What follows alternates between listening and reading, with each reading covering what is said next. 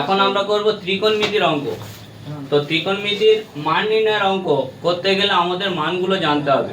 তো আমরা প্রত্যেকে মান জানি, তো মানগুলো আমরা এখন বসিয়ে দেব। বলো sec 60 ডিগ্রির মান কত? 2।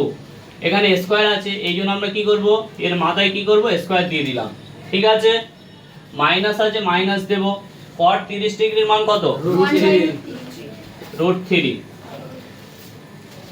স্কয়ার আছে, স্কয়ার দিয়ে দিলাম। এখানে মাইনাস আছে, মাইনাস দেব। 2 আছে, 2 দিয়ে দিলাম। tan 30 ডিগ্রির মান আমরা প্রত্যেকে জানি, বলো 1/√3 1/√3 ইনটু cosec 60 ডিগ্রির মান কত? 2/√3 বাই 1 আছে, 1 দিলাম, প্লাস প্লাস দেব।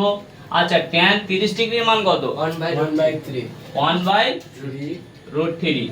আচ্ছা, এখানে স্কয়ার আছে, তাহলে আমার কি করতে হবে, স্কয়ার দিতে হবে। ঠিক আছে, আচ্ছা 2 এর স্কয়ার করলে কি হবে তোমরা প্রত্যেকে জানো, কত হবে? 4 হবে। তাহলে 4 দিয়ে দিলাম। মাইনাস √3 এর স্কয়ার করলে কত হবে? 3 হবে। দুটো √3 মানে একটা 3, তাহলে 3 দিয়ে দিলাম। মাইনাস এই 2 আর এই 2 গুণ হবে, যেহেতু এটা উপরে আছে, নিচে কিছু নেই মানে কত আছে? 1 আছে। এই জন্য নিচের সাথে নিচের গুণ হয় আর উপরের উপরে গুণ হয়। তাহলে 2 আর 2 গুণ করলে কত হবে? 4 হবে। আচ্ছা, দুটো √3 গুণ করলে কত হবে? 3 হবে। ঠিক আছে, এবার 1 আছে, 1 দিলাম, প্লাস প্লাস দেব। 1 এর স্কয়ার করলে কত হবে? 1 হবে।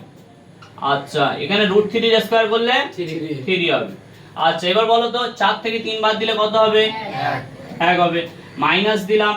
আচ্ছা, এখানে আছে উপরে 4/3 আর নিচে 3 একে 3 আর একে 4 4/3।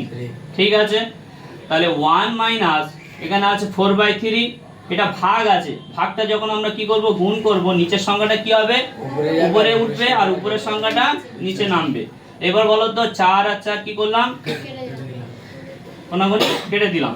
তাহলে কি পড়ে আছে? 1 পড়ে আছে। তাহলে 1 - 1 এটা বিয়োগ করলে কত হবে বলো তো? 0 হবে।